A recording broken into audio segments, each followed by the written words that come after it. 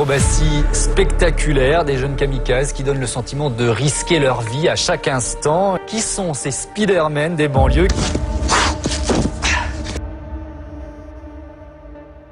La peur, elle est toujours présente.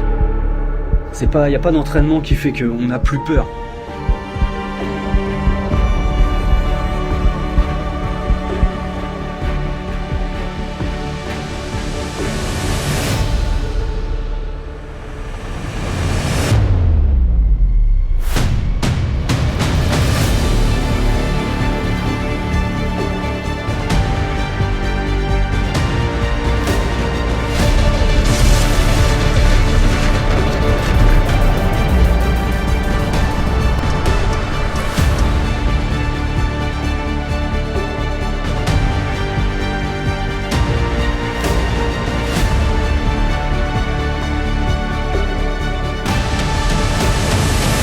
On trouve notre liberté là-dedans. Par terre, on connaît, ça fait des années qu'on se balade par terre, les routes qu'on a faites pour nous, on les connaît. Celle-là, là où on passe, il n'y a personne qui est passé dedans. Bonjour, bienvenue à tous sur le nouveau podcast Ikigai. Aujourd'hui, j'ai l'honneur d'accueillir Monsieur David Bell. Bienvenue sur ce podcast. Merci. Merci beaucoup à toi d'être venu ici. Je suis vraiment ravi.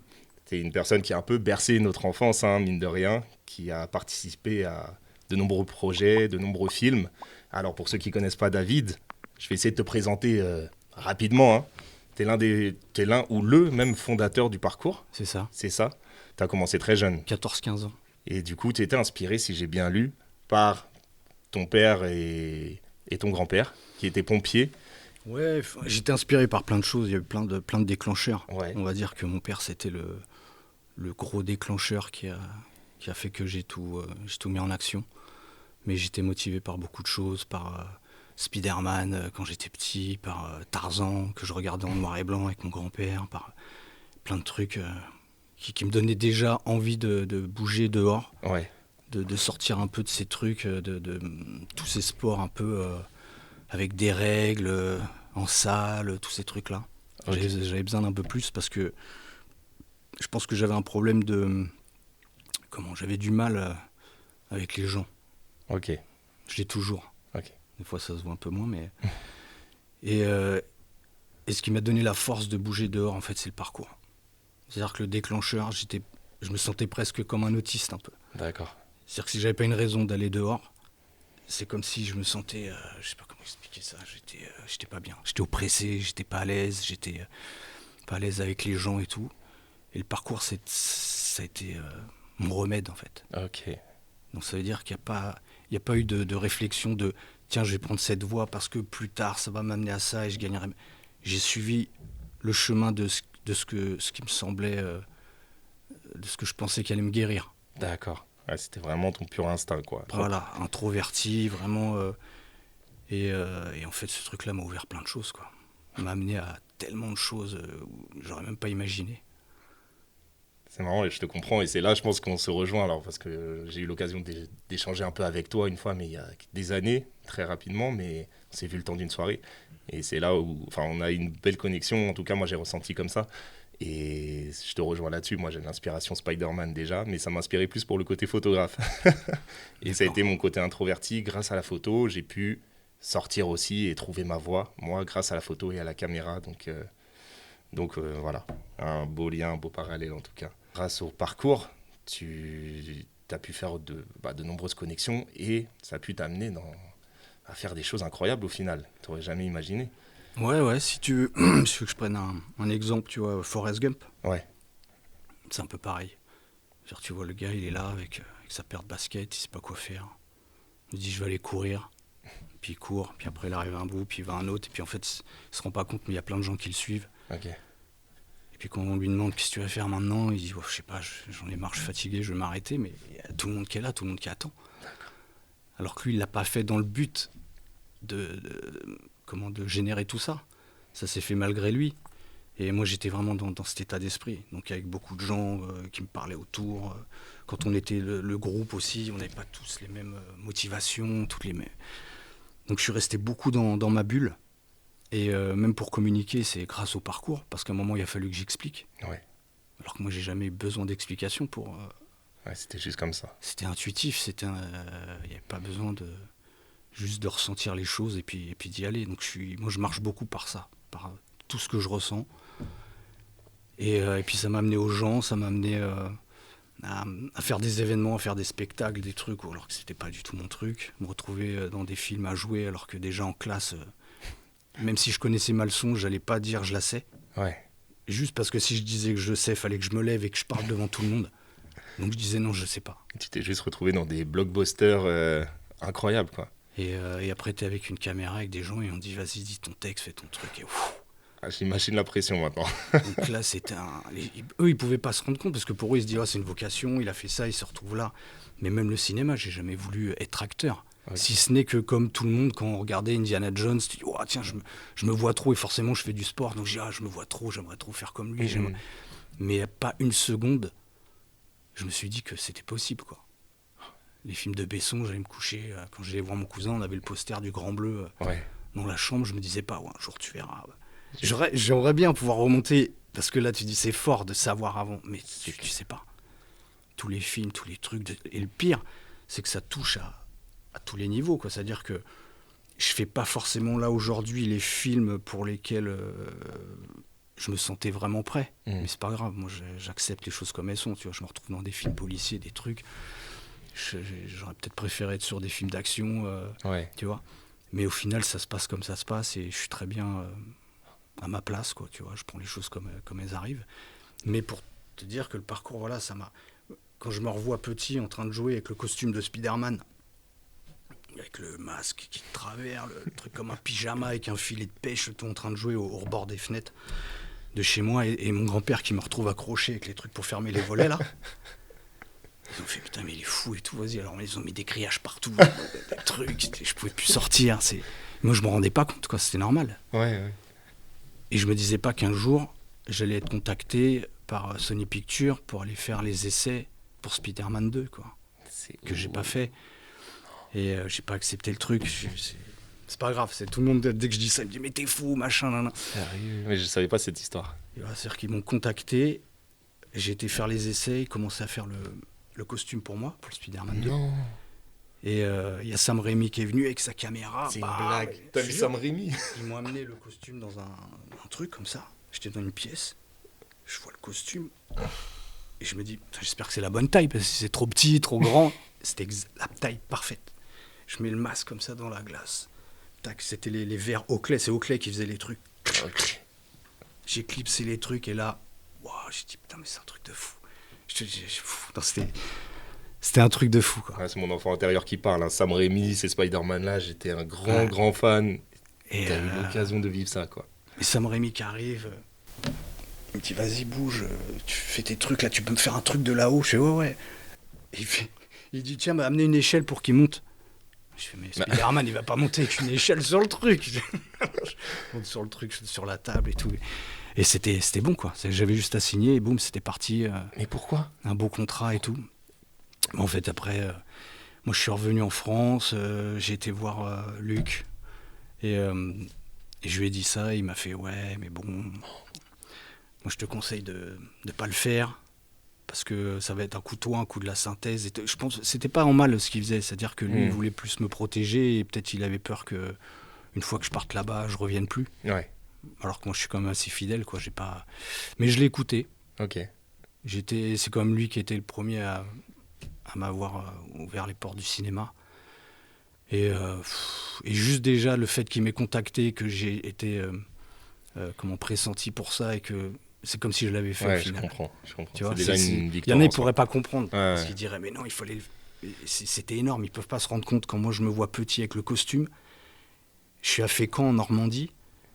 Et des Américains, ils appellent un petit Français pour faire un super-héros américain. Tu vois ce que je veux dire? C'est moi, quand on me dit, tiens, vas-y, tu veux 150 000 balles pour être dans le costume? Et que tu fais non, merci. Ils m'ont dit, c'est pas 2 fois une chance aux États-Unis. Hein. C'est clair. Mais voilà, j'ai pas accepté, mais j'étais content d'avoir fait le truc. J'ai pu avoir une petite photo aussi, il faut que je la retrouve. Mais ah ouais, ça, je veux bien l'avoir. Costume. Ça, je veux bien l'avoir. Ouais. Magnifique. Et donc, du coup, entre-temps, non, c'était avant alors que tu as joué dans Banlieue 13? J'avais Avec déjà fait le Besson. 1. T'avais fait le 1, ouais. Ouais. C'était comment cette expérience de vivre ça? C'était un truc de fou, parce que même pareil, c'est comme quand j'ai fait le film, les Yamakasi avaient déjà fait leur film avant. Ouais. Moi, j'étais venu, il m'a dit, je vais faire un film avec eux, et après je ferai un film avec toi. Mais comme il m'a dit, je ferai un film avec toi, c'est-à-dire une autre histoire, et puis je sais pas, moi je suis dedans comme ça, quoi. Et il nous a amené le scénario après, il m'a fait voilà, tu fais tel rôle. Et je lui ai dit mais comment tu sais que je peux jouer ce rôle? Il m'a dit t'inquiète pas, ça va aller et tout. Donc j'ai vraiment rentré là-dedans, mais c'est comme cool. Ça quoi. C'est pas comme une préparation bien. Après j'avais quand même une coach qui nous a un peu préparé pendant 2 mois avant, tu vois. Mais ça suffisait pas en vrai. Ce que j'allais affronter suffisait pas en 2 mois. Ouais. Si tu veux, d'un enfant qui est toujours habitué à être seul, qui a peur de s'exprimer, qui n'ose pas. C'était un truc de fou, quoi. Acteur, pour moi, c'est. Voilà, je vois tous les acteurs français, les trucs, les cours qu'ils ont fait, le travail. Je me dis, mais je vais jamais être capable. Donc, d'un coup, si tu veux, le truc où eux, ils te voient comme le gars du film, parce qu'ils disent, bah, si t'es capable, c'est toi par rapport à ce que tu fais. Ouais. Mais moi, je dis, oui, mais là, je rentre dans un autre domaine. C'est plus que de la cascade ou truc. Il va falloir jouer, il va falloir. Et je me suis pris au jeu, c'est le cas de le dire, et ça m'a plu, voilà. Et le problème c'est qu'avec le cinéma, on n'est jamais sûr, hein. On fait un film, on ne sait pas, des fois pendant 2-3 ans il se passe rien et tout, donc ça c'était assez dur. Et j'ai vite pris le truc de sortir de ça, quoi, pour pas tomber dans une attente constante ou de trucs ou du film qui va, machin, parce que tout de suite c'est ce qui vient. Tu rentres dans un domaine où tu te dis, je vais pouvoir faire ci, faire ça, machin, ça y est. C'est pas du tout comme ça, en vrai. Donc t'as su prendre ce recul. Donc j'ai pris du recul et maintenant chaque truc qui arrive c'est super, c'est bien, plutôt que d'être dans une attente ou être déçu parce que je m'attendais à autre chose. Maintenant je m'attends à plus rien, je prends les choses comme elles viennent et puis... Sacré film en tout cas, Banlieue 13 qui m'a énormément marqué. Avec Luc Besson, c'était vraiment un sacré boulot. Et il y a eu un remake avec Paul Walker, c'est ça, aux États-Unis. Donc tu as pu quand même rencontrer Paul Walker aussi, extraordinaire. C'est aussi pareil, les Fast and Furious et tout, et de se dire que tu retrouves dans une bagnole avec Paul Walker. C'est pour ça que je te parle de Forrest Gump, tu le vois à chaque fois des photos, il est en train de serrer la main à machin, au président, et je me suis retrouvé dans plein de trucs, c'est-à-dire qu'avec le parcours, je me retrouve invité à la Garden Party à l'Elysée, tu vois. Je suis pas du tout dans la politique, je vote pas, tu vois, c'est pas mon truc.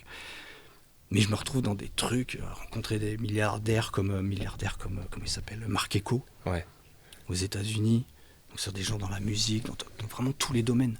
C'est fou. Tous les domaines et toi, t'es encore ce petit garçon au fond de toi, dans sa chambre, qui vit de sa passion et qui développe son sport. Parce que moi, de ce que j'ai entendu, alors j'ai fait un peu mes devoirs, j'ai un peu écouté les rares interviews ou podcasts que t'as pu faire. Enfin, t'as même pas fait de podcast, je crois.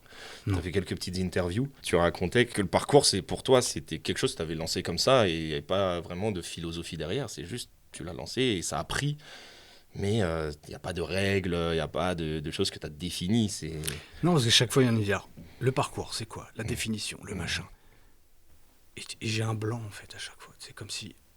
il n'y a pas à l'expliquer, quoi. Ouais. C'est justement un sport qui se pratique dehors, qui est instinctif, que tu peux vite apprendre tout seul. Parce que ça t'apprend à te responsabiliser aussi, que de toujours dire est-ce que je peux, est-ce que je suis capable, et machin, c'est toi tout seul face au truc. Et le fait qu'il n'y ait pas que j'ai pas pris dans une salle avec des tapis, ça veut dire que t'es obligé d'être sûr, quoi. C'est soit le truc se passe bien, je suis content, soit ça se passe mal, je suis aux urgences. Donc comment travailler des techniques qui m'amènent la confiance pour que j'arrive à passer cette peur et tous ces trucs-là. C'est ça, c'est affronter tes peurs en fait à travers le parcours. Tu te retrouves dans un truc qui est beau au final, visuellement, quand tu vois les démos, les trucs, tout ça qui sont répétés. Mais c'est un gros travail. Quand tu pars de zéro, que t'as pas d'image de gens qui font le truc, c'est toi qui fais tes premiers sauts, il y a personne qui l'a fait avant. Quand on dit les premiers de cordée, c'est pas pareil. Quand après tu regardes des vidéos, il y a plein de jeunes qui ont avancé vite et qui ont même fait avancer le parcours. Parce qu'on leur a donné les ébauches, tu vois, des croquis un peu. Et ce qui était bien, c'est qu'on n'a pas tout donné. Tu vois, c'est-à-dire que moi j'étais dans un truc assez basique de déplacement, d'aller d'un point A à un point B, tranquille déjà, sans se blesser, bien. Et après, c'est parti. C'est comme si toi, tu prends un bloc de pierre et tu essayes d'enlever tout pour faire apparaître juste ce qu'il faut. Et quand tu le montres, les gens ils font « Oh, mais attends, tu peux remettre. » Et te rajoutent des trucs. Ouais, c'est quelque chose qui s'est fait en commun, quoi. Et je me suis rendu compte qu'en fait, ça ne m'appartient pas du tout. C'est con à dire, mais c'est pas du tout. Ah, c'est Oui, ça. j'ai trouvé le nom, oui, j'ai mis parcours avec un K, oui, machin, nanan, c'est passer des obstacles, c'est ça. Mais en vrai, c'est comme la marche. T'as ta marche, c'est ton style à toi. Et donc le parcours, c'est de faire que les gens aient leur propre style, pas qu'ils deviennent toi. Tu vois, pas comme dans le sport où on te reprend chaque fois, ou comme dans peut-être certains sports dans les arts martiaux, suivant une position, on te règle, on dit comme ci, comme ça, machin, toujours il faut que tu aies la pose. Là, c'est toi, parce que tout le monde n'a pas la même morphologie, le même poids et tout, donc tout le monde va travailler et apprendre à avoir confiance en soi et à faire son propre style. Tu vois, d'avoir confiance et de pouvoir aller bouger tout seul. Donc c'est vraiment, suivant comment tu l'abordes, ça peut être un sport, ça peut être un mode d'expression corporelle, ça peut être pour faire du spectacle, ça peut être pour, je sais pas, pour quelque chose parce que tu es dans l'armée ou dans la police, ou tu vas avoir besoin de courser des gars, où c'est pas du tout les mêmes techniques que quelqu'un qui va faire du spectacle, où c'est de la démonstration, on démontre le truc, donc il faut se montrer, il faut faire des trucs impressionnants, des fois, même si ça sert à rien, on s'en fout du moment que ça impressionne. Donc c'est pour ça qu'il n'y a pas à se placer sur un truc ou dire le parcours c'est comme ça, le parcours c'est comme tu as envie qu'il soit, en fonction de ce que tu es, de ce que tu veux faire, comment tu veux affronter tes peurs et tout. Et il y a aussi le côté transmission, du côté pompier, etc., qui t'a inspiré tout ça, parce que j'ai l'impression que parcours d'obstacles, etc., pour vraiment un combattant du feu ou quelqu'un des forces de l'ordre. Au début, c'était plus par rapport aux enfants de troupe, quand mon père était aux enfants de troupe au Vietnam. Et donc, s'imagine un camp d'orphelins, ils sont plus de 3000 et tout, dans des camps ou des collines. Et lui se levait la nuit, donc sur des parcours où tu as des gamins, ça va de 8 ans, 7 ans à 17 ans, ils sont tous ensemble, donc il n'y a pas de différence d'âge, tu vois, ils sont tous. Donc je crois qu'il avait, à 9 ans, il fumait déjà, quoi. Oh, wow. Il a fumé toute sa vie, tu vois. Okay. Ça l'a pas empêché de faire des records, des trucs. Et voilà, c'est pas comment, ça veut pas dire qu'il faut fumer, bien sûr, hein, c'est ça que je veux dire. Mais il était pas, c'était très dur, quoi. Okay. Et dans les conditions où il a appris, voilà, il sortait la nuit, il allait sur le terrain où il y avait le parcours du combattant, il répétait chaque technique. Donc c'est d'imaginer un gamin qui est déjà dans des conditions où il n'y a pas ses parents, et il ressort la nuit, où il risque en plus de se faire choper par les gars et tout, machin. Il fallait qu'il lave ses affaires, qu'il les remette sous le lit pour qu'elles soient bien repassées le matin et tout. Là. C'est tout un truc, on se rend pas compte, quoi. Wow. Jusqu'à 15 ans là-dedans. Donc moi, j'étais baigné dans ces histoires. Et moi, quand il me racontait ça, c'est comme si, je sais pas, moi, j'étais encore avec mes Legos, avec mes trucs. Je lui dis, en fait, tu sais pas que tu sais rien faire, mais t'es pas du tout prêt à affronter ce monde. Moi, je suis protégé, ma mère, elle veut essayer de me protéger de tous ces trucs-là. Et à côté, j'ai un père qui me dit, voilà, tu veux de la force, il faut forcer, tu veux de la détente, il faut sauter, tu veux de la vitesse, il faut courir, il faut aller de plus en plus vite, il faut aller te confronter aux intempéries. C'est pas, je vais courir, ah non, il fait froid, je reste... Non, peu importe le temps, il neige, il pleut, il vente, tu vas dehors. Plus tu te mets dans des zones d'inconfort, plus tu vas apprécier les choses normales. Plutôt que de croire d'écouter l'ego qui veut tout le temps te mettre dans ta petite zone et dans tes petits trucs. Et je crois que c'était mon plus gros combat, et ce que j'ai appris à découvrir avec ce sport, c'est l'ego, justement. Tout le travail, il est là. Enfin, en tout cas, moi, de ce que je suis actuellement en train de faire, c'est pour ça que je te disais que je remonte à contre-courant comme les saumons, c'est que voilà, je me rends compte que des fois, il y a beaucoup de choses qu'on a pris comme décision dans sa vie où on croit que c'est nous, mais c'était pas nous au final. C'était l'ego, et quand je dis l'ego, c'est le plus, quoi. C'est celui qui plus et machin, mais tu peux avoir mieux, tu peux avoir plus, tu vois. Et ça te fait passer au moment présent. Mais en vrai, je suis bien déjà depuis longtemps. J'ai cru qu'il me fallait plus, mais ça fait longtemps que je suis bien. Donc c'est ce truc d'arriver à se retrouver, de se sentir bien où on est, et d'oublier un peu le passé, de ne pas penser à l'avenir, parce que pareil, il n'existe pas, et il n'y a que ce qui se passe là qui est là. Ça, c'est beau, ça, c'est une très très belle philosophie. Souvent on parle aussi notamment de santé mentale avec différents entrepreneurs sur ce podcast, parce qu'on a tendance quand on entreprend, à se mettre une pression qui est folle et à se dire il faut que je fasse mieux, il faut que je fasse toujours plus, il faut que je me bataille, et quitte à s'en oublier soi-même parfois. Cette philosophie, je pense qu'elle peut vraiment t'aider à... C'est pareil, je pense que c'est l'ego aussi, quand on a peur de rater et tout. Quand t'as compris, quand il t'est arrivé beaucoup de coups durs dans la vie, et à un moment tu repenses à des trucs et tu dis putain, mais ça serait aujourd'hui, j'irais, je m'en foutrais. Tel examen, j'irais, je m'en fous. Parce que qu'est-ce que tu rates au final? Qu'est-ce que tu perds vraiment? C'est la peur de rater, la peur de devoir dire aux autres j'ai raté, mais c'est souvent sur les échecs qu'on apprend, quoi. Exact. Et plus tu te plantes, plus t'as de l'expérience, et tu sais, et au final, quand tu arrives quelque part, tu sais pourquoi tu y es vraiment. C'est pas c'est un coup de chance, voilà, Et du coup, tu as moins peur quand tu es face à ce mur ou à cet Ouais. obstacle, justement. Parce que moi, je le t'apprends. relie au parcours, tout ça. Hein. Tu vois, en même temps que tu me racontes ça, il y a le parcours, c'est très, très lié et tout ça. Comment ce mindset de tu vie. t'affrontes les obstacles qui Ouais. sont face à toi. Ouais. Et des fois, il y a des obstacles que tu peux passer. Des fois, il y en a que tu peux pas. Quand tu peux pas, tu peux pas. Et puis, tu contournes, tu fais autre chose, tu vois. Mais il y a des obstacles qui vont te transformer, qui vont t'apprendre beaucoup de choses. Et c'est vrai que les choses se répètent un peu dans la vie. On est un peu toujours, quand tu regardes à différents moments de ta vie, mais c'est toujours le truc que ce soit un entretien, que ce soit un casting, que ce soit un truc, tu as l'impression qu'il faut toujours... je pense que quand tu t'es trouvé, t'es plus dans ce truc-là. Sur le regard des autres ou machin, qu'est-ce qu'ils pensent et tout, est-ce que c'est bien, c'est pas bien. On a peur de décevoir, on a peur de... les peurs, en fait. Toujours l'ego qui t'envoie des trucs de... Tu vois. Et à quel moment tu penses t'être trouvé, toi, justement? Quand j'ai arrêté de chercher. Quand j'ai compris qu'il n'y avait rien à chercher, en fait. Et c'est à quel moment de ta vie, à peu près? C'est pas si longtemps que ça. Hein. Ah ouais? Peut-être 1 an ou 2. Ah oui? Ouais. Ah, j'aurais pensé plus. Ah ouais, 1 an ou 2.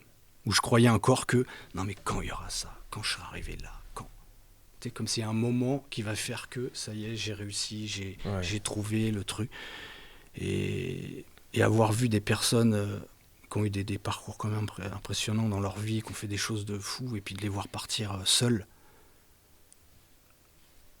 Tu vois, tu te dis, mais en fait, les gens, bon, ils sont là, c'est bien, ça leur plaît, ça leur plaît pas. Je suis pas là pour faire des trucs pour les gens, au final, parce que quand je vais me retrouver tout seul à la fin, c'est quoi qui te reste? Et tu peux mentir toute ta vie, mais voilà, c'est pour ça que je te dis qu'il y a des trucs de être vrai. Je pense que dans cette vie, c'est arriver à se trouver ce petit moment et se dire, je m'accepte comme je suis, j'accepte la situation, j'accepte que des fois ça aille pas, qui est ci, qui a... Et on fait avec. Tu vois, on est à sa place et on prend les choses comme elles viennent, tu vois. Parce que sinon c'est très compliqué. Ouais. Je pense que sinon tu finis, t'es insatisfait, quoi. T'es avec plein de trucs. C'est ça.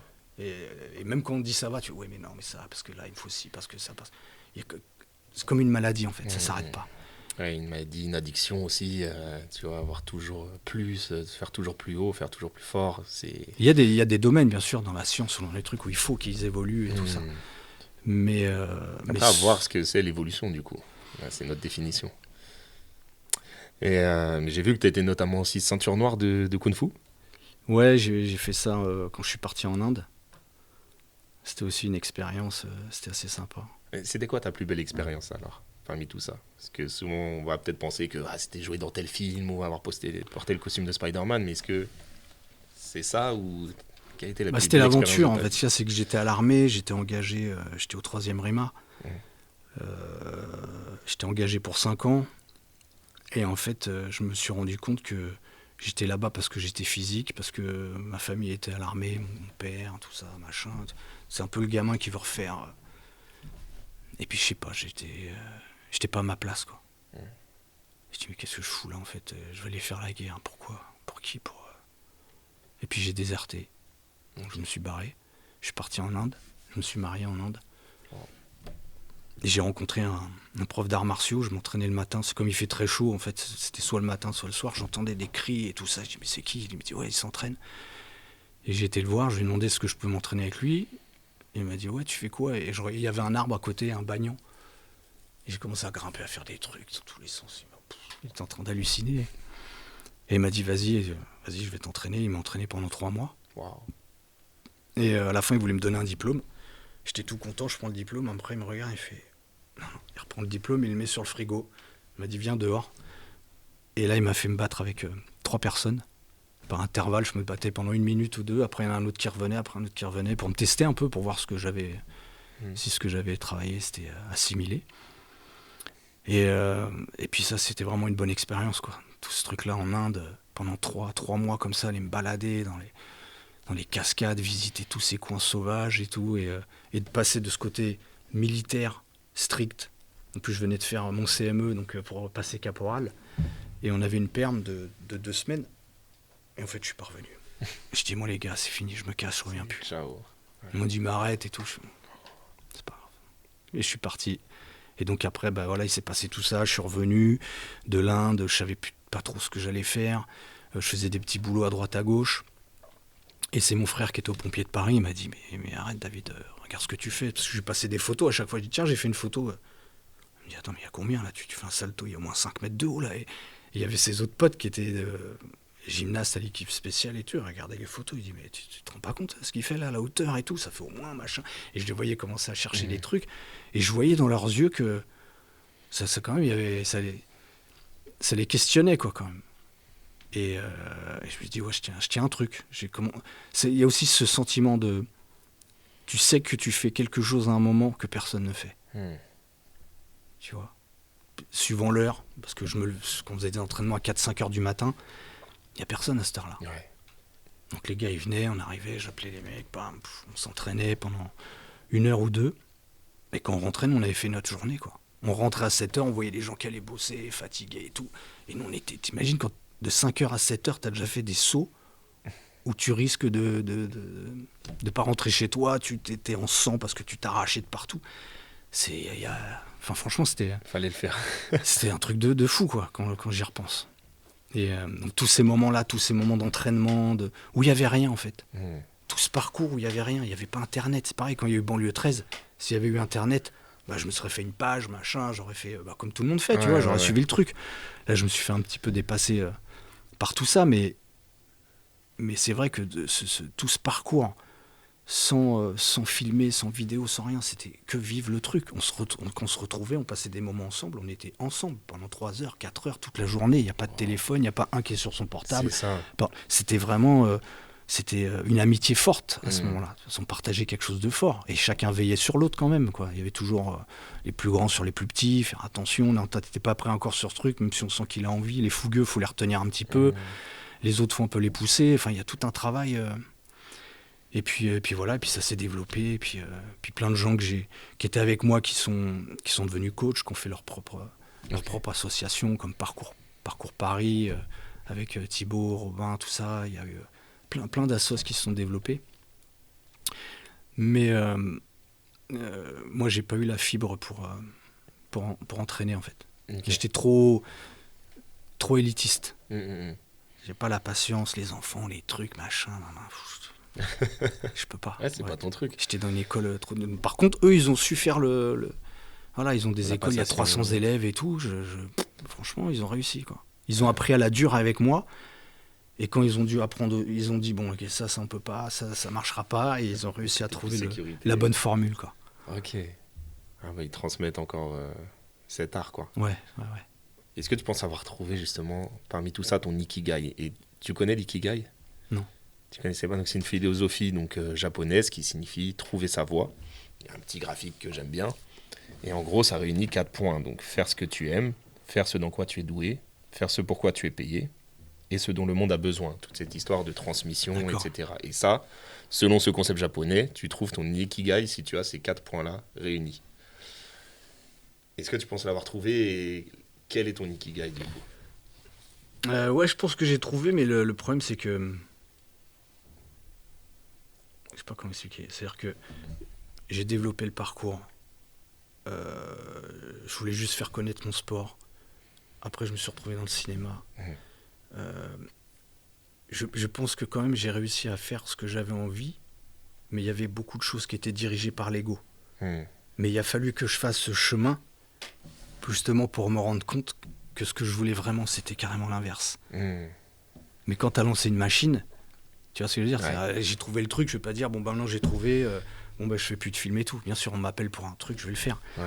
Mais c'est plus la même démarche. C'est-à-dire que je ne vais pas courir après un film, je ne vais pas être là, j'attends plus rien. Si demain tout s'arrête, moi ça y est, j'ai trouvé.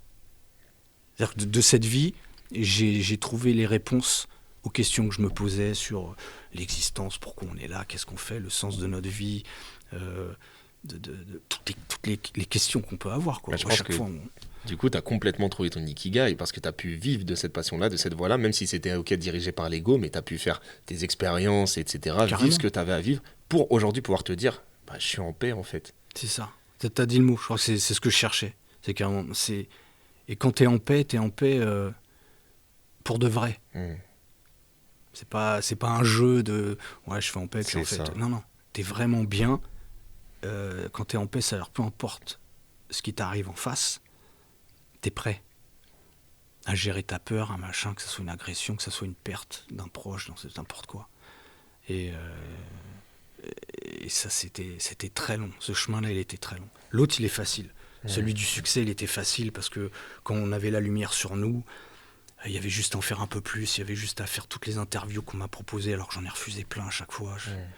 Tous les magazines, tous les trucs. Donc tout ce truc qu'on nous a amené, j'appelle pas cette fausse lumière, mais qui peut te donner l'impression que tu brilles, que tu as réussi. Voilà. C'est pas pareil quand tu brilles de l'intérieur. Tu vois ce que je veux dire? Quand tu brilles de l'intérieur, tu t'en fous de la lumière d'extérieur. C'est même dans le noir, tu seras toujours éclairé, tu t'y retrouveras, tu vois. C'est pas vite, il me faut une lampe, il faut un truc. Non. Tu sais où tu vas et tu le sais au plus profond de toi, quoi. C'est-à-dire, c'est pas... Quand t'as trouvé, je pense. Si tu sais, tu fais vraiment un chemin personnel, quand t'as trouvé. Sinon, t'es toujours en train de demander aux autres des conseils, des trucs. Et quand t'es à ta place, quoi. T'as plus besoin de... T'acceptes les choses comme elles viennent, tu deviens plus tolérant aussi sur certaines choses. Il y a plein de choses où j'étais pas trop... que j'aimais pas ou que j'acceptais pas. Et c'est comme si tu crois un moment que tu vas changer le monde dans le sens où... non, le monde, il est comme il est, quoi. Tu vois, comme avec le parcours, on me disait, ouais, t'es ci, t'es ça, il faut pas faire ci, il faut pas faire ça. Je me dis, tu te rends compte, tous les gens qu'il y a, en fait. Donc quand t'es dans ta ville ou dans ton village, et puis tu commences à t'étendre, plaire à tout le monde avec ton truc, c'est difficile. Mais d'avoir un truc qui plaît à tout le monde, tu vois. Donc le parcours, ça plaît à beaucoup de personnes. Et chacun pratique comme il veut. C'est pas, ouais, tu fais ça, mais alors que comme ci, comme ça, avec des règles. Je pense que si tu prends le mec qui a inventé le vélo, il n'avait pas idée. D'après toi, pourquoi il a inventé le vélo? Bah tiens, j'ai fait un vélo, comme ça on peut se déplacer de là à là. C'était ça. On va plus vite. Et regarde aujourd'hui ce qui se passait. Ils font des sauts de précision sur des barres, ils font des sauts de ouf, ils font des doubles. Je pense pas que le gars il s'imaginait ça le jour où il a sorti le vélo. Et ben moi avec le parcours c'est pareil. Donc quand on a été conscient très vite. Il faut des gars qui font des trucs de malade, mais au final c'est la continuité, tu vois. C'est-à-dire qu'eux, ils ont vu le truc, ils ont continué, et puis tiens, mais on peut faire ça aussi, on peut. Et maintenant, je me rends compte que jamais j'aurais pu tout seul. C'est pas un truc que tu développes tout seul et que tu dis non, c'est mon sport, il n'y a que moi qui le fais, et je vais faire tous les sauts qu'il y a dans toutes les villes du monde, c'est impossible. Donc quand j'ai compris, là, même en me baladant, en roulant, je voyais des sauts, je me dis, celui-là. Tu sais, c'est comme si à un moment, t'as une vision qui change, et tu vois tout ce qui est possible. Parce que c'est comme toi dans la photo, t'as l'œil photographe, tu regardes un truc, ça, alors que l'autre voit pas ce que tu vois, tu dis mais ça avec ce truc, comme il y a quelque chose qui se passe. Et là j'ai compris, je dis mais non, c'est pas comme ça, c'est que tu le transmets, tu vas faire des soldats, des soldats avec différentes techniques, et eux ils vont aller ratisser toute la ville et ils vont te ramener des images. Et toi tu vas pouvoir apprécier en fait le travail des autres. Parce que c'est pas toi tout seul qui fera tous ces trucs là. Tu vas voir chez les autres et dire ah ouais, t'as trouvé ça comme ça, t'as vu ça des façons de bouger, des trucs, un mec avec une seule jambe, un mec qui a un seul bras, j'ai vu des trucs incroyables, un nain, enfin bref, des mecs qui sont là, ils y vont, ils s'arrachent, ils font des trucs de fou dans des pays, dans des villages où tu dis mais non c'est impossible, il peut pas faire de parcours, il y a que des vaches, il y a des barbelés, des poteaux, les mecs ils partout quoi. C'est ça qui est fort, c'est que où que tu sois, quoi que tu fasses, tu peux toujours faire du parcours. Il suffit qu'il y ait de la nature, qu'il y ait des rochers. Et puis c'est quelque chose en vrai que tout le monde fait depuis tout petit. Un enfant, tu te balades, il marche sur les trottoirs, sur les trucs, il est dans son monde. Instinctivement, on veut lui, tous quand il monte ça. sur les trottoirs, il essaye d'éviter la lave. Exact. C'est un jeu. Exact. Et c'est juste une continuité, tu vois. Et en plus de personnes qui sont inspirées du parcours, notamment comme Léo Urban, qui lui est spécialisé aussi dans tout ce qui est dans les arbres et tout, il grimpe, il fait des trucs de malade, il va dans plein de pays, et il a grimpé les arbres les plus grands du monde, quoi. Wow. C'est Tarzan, il est devenu Tarzan, le gars, tu vois. Et quand je vois ça, c'est les extensions, en fait. Mais il a fait son truc. Lui, il est calé dans son truc. Il a commencé avec le parcours. Il a fait ses armes. Un enfant de la nature aussi. Et c'est impressionnant. Comment Nico Mathieu aussi, qui fait des trucs. Je crois il a fait du parcours aussi. Ouais. Et il part, pareil, en Amazonie, dans les trucs, dans la jungle, faire. Oh, ça me donne envie, mais en même temps, je vois mes limites. Quand je me dis, tu vois, leur zone de confort, eux, ils l'ont pété complètement. Ouais. Parce que va dans un arbre. Moi, il me l'a fait l'expérience, Léo. Quand j'étais bougé avec lui, mais sauf qu'il m'a emmené un jour où il pleut. Oh putain. Il pleut, donc. Et tu vas pieds nus dans les arbres quand il pleut. Je sais pas si tu vas revenir en disant, waouh, c'était super. Mais en tout cas, ça m'a fait un réveil de fou. C'est vrai. Ça m'a fait un réveil de fou. Je sais pas comment dire ça. On est tous là, tout le temps, avec l'apparence, à croire qu'on est. Enlève tes chaussures quand il pleut, va pieds nus dans une forêt, essaye de grimper dans un arbre, tu vas comprendre. Déjà, même marcher, parce que lui, me l'a emmené à la période où c'est les châtaignes, tu vois. Ah, bah oui. Donc j'ai dû avoir, je sais pas, peut-être 20 ou 30 épines dans les pieds. J'ai passé 2 jours à les enlever, tu vois. J'ai galéré. Donc marcher pieds nus dans le bois, grimper, machin. Déjà rien que ça, franchement, tu vois, je le ferais. Il fait froid. Mais la connexion avec la nature. C'est ça qui réveille. C'est ça qui réveille. Tu me donnerais presque envie de le faire, mais je sais pas si je vais oser. Mais ce qu'il y a, c'est que voilà, c'est pas un truc de performance et tout, c'est un truc qui est propre à toi. Ouais. C'est pas, toi, tu aurais dû dire, je vais le faire, ou les gens, qu'est-ce qu'ils vont. Non, c'est juste toi, qu'est-ce que ça va te faire, la claque que tu vas te prendre. Quand tu vas revenir après, remettre tes petits trucs, prendre ta petite douche, tu vas faire, non, en fait, quand même. Mais tu connais l'autre, tu vois. Là, on est un peu dans la mode. Je sais pas comment dire, c'est beaucoup sur les salles de muscu, les mecs balèzes et tout, la barbe bien taillée, machin, tout propre, bien épilé partout. Maintenant, tu les prends, tu les mets pieds nus dans une forêt à grimper dans un arbre. C'est pas pareil. Ça n'a pas de pareil, tu vois. Donc c'est l'esprit spartiate, mais un peu, on fait attention. C'est comme ça, c'est la génération. Hein, c'est des bonhommes quand même. Hein. Mais il y a un côté quand même. Et est-ce que ça va te servir si tu te fais courser par un ours ou moi j'ai vu dans la forêt, Voilà, non, il faut se mettre dans des zones comme ça. C'est vrai qu'on oublie la nature. C'est vrai. On se coupe de plus en plus. Dès qu'il fait froid, un petit truc, machin, on met le chauffage. Et ça, c'est super important. Donc il y a le parcours qui a déjà ce travail sur toi de te renforcer, en fait, de te construire, de te faire une carapace, de t'habituer au choc, de te confronter au temps, à tous ces trucs-là. Et c'est vrai que ça t'amène un état d'esprit où sur certaines choses, après tu fais, vas-y, c'est pas grave ça. Mais si t'as grandi en étant aseptisé, protégé de tout, machin, et en croyant être malin parce que t'arrives à tout écarter de toi, le jour où la porte s'ouvre, t'es foutu. T'es pas bien. T'es vraiment pas bien. Totalement d'accord avec cette vision des choses. Est-ce qu'il y a quelqu'un aujourd'hui qui t'inspire ? Toi, aujourd'hui, est-ce qu'il y a quelqu'un qui t'inspire par rapport à ta philosophie, à ta manière de voir les choses, une ou des personnes ? C'est pas une personne, c'est que en fait, toutes les personnes sont intéressantes. Tout le monde a un truc quand tu regardes un petit peu. Et c'est vrai que quand j'étais dans l'ego, t'as tendance à chercher ce qui est pas bien. C'est-à-dire que quelqu'un dirait, tu vois, mais non, mais en vrai, si, mais là, ça, là. Tu vois, comme si t'as l'impression que tu vois tout, mais en fait, tout ce que tu vois de mal de l'autre, c'est le reflet de toi. Et t'as pas envie de le voir, ou des fois, lui, je l'aime pas, mais t'aimes pas parce que quand tu le vois, ça te rappelle toi. En plus. C'est ça. Tu vois, et il y a tout ce truc. Et après, quand je suis passé de l'autre côté, je cherche à voir les bonnes choses, en fait. Tu vois, les bonnes choses, les bons trucs, et puis tu t'inspires et tu prends un petit truc de tout, et puis tu te construis avec ça, quoi. Et il y a des gens impressionnants quand même, comme le hors humain, c'est pareil. Quand j'en parle souvent, mais c'est une personne que je respecte beaucoup, qui est très très cultivée, qui a je crois 85 ans aujourd'hui. Il a vécu des trucs de fou, mais il a toute sa mémoire. Il te parle, sa voix, tu sens le timbre de sa voix qui est clair, qui est net. Donc il peut pas. C'est pas comme quelqu'un qui a les moyens de s'entretenir et qui dit moi je vais faire tel truc, tel machin, je suis bien habillé, je fais mes petits sons. Non. Lui, il est en situation de confort, il marche pieds nus tout le temps, il a les pieds, mais il pourrait t'écraser un truc. Enfin bref, il s'est endurci en fait par sa technique de souffle, comme je te dis, il ralentit le vieillissement précoce, et c'est une technique de respiration où il arrive à... Enfin, lui, il en parlerait beaucoup mieux que moi, je ne suis pas non plus un spécialiste, mais c'est un travail d'extraire l'électricité qu'il y a dans l'air. Tu vois ce que je veux dire ? Quand on respire, nous, c'est juste de l'oxygène. Lui, c'est comme c'est un travail un petit peu plus subtil. et qui va renforcer tout son corps et tout. Et pour l'avoir vu et avoir bougé avec, bon, ben voilà, je suis quand même habitué à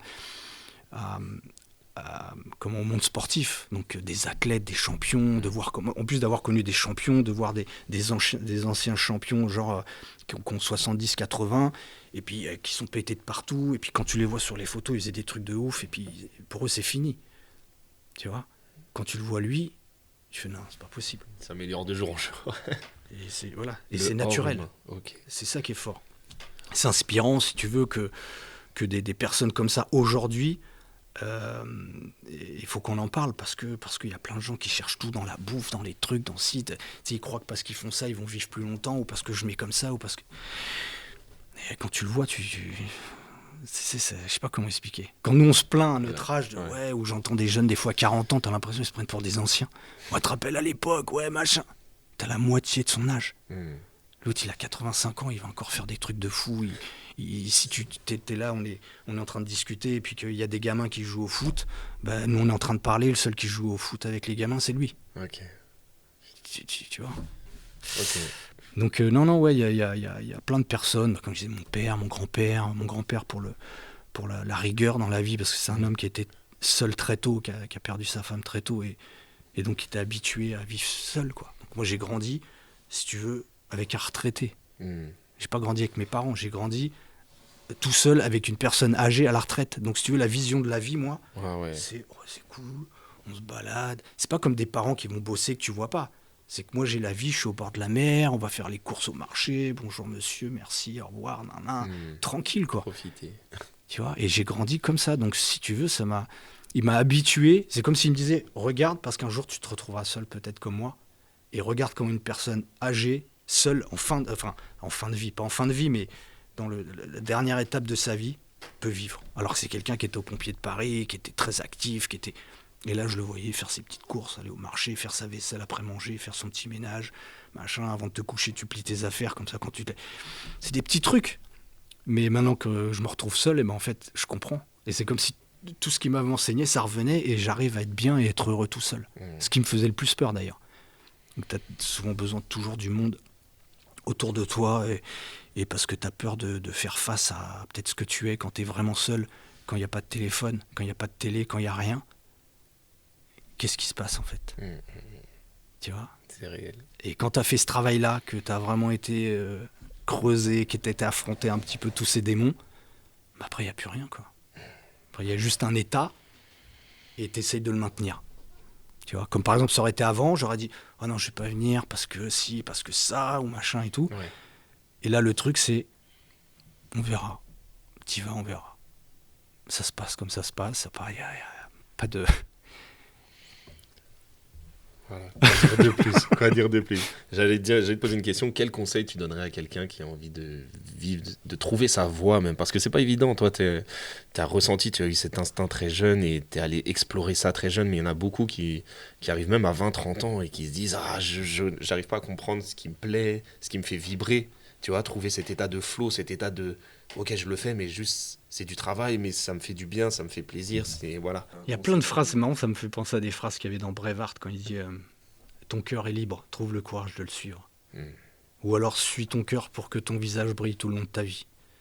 C'est-à-dire, c'est bien d'avoir des conseils des gens et tout, mais au final, au fond de toi, tu sais, qu'est-ce que t'aimes? T'aimes communiquer avec les gens, t'aimes, je sais pas, faire des spectacles, t'es tout le temps en train de faire des trucs, t'aimes le sport, et c'est vraiment un travail où il faut vraiment aller s'écouter, aller chercher au fond et se voir. Est-ce qu'on a des images? Est-ce qu'on voit faire des trucs? Et si on arrive à se voir, c'est comme un... Moi, c'est ce que je faisais aussi quand j'avais des sauts et tout, c'est de visualiser avant. Et si tu te vois faire les choses, c'est que c'est bon. Si tu te vois les trucs, tu vois, tu te vois en train de vivre ce que tu as envie de faire, il faut y aller en fait. Parce que souvent, quand tu parles avec des gens, ils vont te dévier ou ils vont te dire « Ouais, mais moi j'ai essayé déjà, j'ai raté, ou c'est super compliqué. » Et en fait, les gens, ils te refilent leur peur. Si tu vas au bord d'un pont, tu vas quelqu'un dire « Non, on va pas au bord. » Tu t'imagines si tu tombes, si tu rates et que tu arrives et que ta tête... Ouais, non, mais ça, c'est toi. C'est ce que toi, tu penses. Et le problème, c'est que comme on est tous malades avec plein de peurs, plein de trucs, de phobies, de machin, on se les refile. Comme les parents les refilent aux gamins. C'est ça. Et le gamin, c'est juste sa personnalité. Avant qu'il se trouve lui, il va falloir qu'il se débarrasse des peurs voilà, transmises avec les par, parents. Donc ça, c'était cool. Vous m'avez dit ça, c'est cool. Ça, vous m'avez dit ça, je suis plus d'accord avec. Ouais. Il y a comme un réglage à refaire. Parce que sinon, t'es qu'avec des... Moi, je le vois, hein, des gamins qui sont flippés de plein de trucs. Ouais. Et quand C'est je vois les juste transmis parents... par les parents. Putain, c'est les parents. C'est réel. Et lui c'est l'éponge. Donc, lui, non, parce que ma mère, parce qu'il a vu sa mère avoir peur d'une araignée, alors ça, il a peur des trucs. Plutôt que de lui apprendre à faire face à tout ça, tu vois. Donc, la nouvelle génération, c'est vrai que s'il reste enfermé tout le temps derrière des tablettes, ça va être chaud, quoi. Ça va être dur de se trouver Ça va être que des gens qui captent de l'info, qui est au courant de ci, de ça, tu savais que ci, que ça. Et après, qui tu es toi, Mais tu le sais vécu. plus. Ouais. C'est dehors que ça se passe. Ouais, vraiment, vraiment. C'est terrible. Une dernière question pour ce podcast ultra enrichissant. Merci beaucoup. Qu'est-ce que tu dirais à ton ancien toi? Ton toi enfant? Je dirais, t'as trouvé ce que tu cherchais. Bien joué. Bien joué. Merci beaucoup, David. Merci à toi. Tu sais, on a déjà fait 45 minutes. Je les ai pas d'accord. vus passer personnellement. Mais un énorme merci à toi pour cet échange et cette philosophie. Franchement, moi, ça me parle énormément et j'espère que ça parlera à beaucoup d'entre vous. Mille merci aux équipes d'Aurora Agency, à Aurora Studio. Merci à toi aussi, Virginie, de m'avoir mis en lien avec David. Et à très vite pour le prochain épisode. C'était cool, merci.